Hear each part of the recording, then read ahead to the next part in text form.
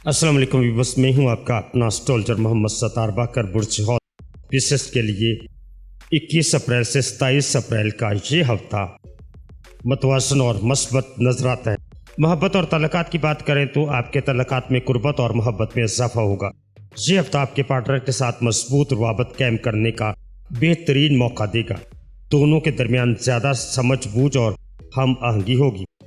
पेशा वराना ज़िंदगी की बात करें तो आपकी मेहनत का फल मिलेगा और काम में कामयाबियां मिलेंगी। ये हफ्ता आपके कैरियर में नए मौके फराहम करेगा। जो लोग आपकी मेहनत और लगन को समझते हैं वो आपकी सलाहियतों का इतराफ़ करेंगे। माली हालत की बात करें तो माली सूरत हाल मुस्तकम नजर आती है, लेकिन खर्चों में इजाफे का इम्कान भी हो सकता है, इसलिए होशमंदी से खर्च करें और ज़रूरत से ज़्यादा खर्च करने से गुरेज करें। अब आपकी सेहत की बात करें तो सेहत में कोई बड़ी तब्दीली नहीं आएगी, ताहम जिन सुकून आराम की ज़रूरत आपको होगी।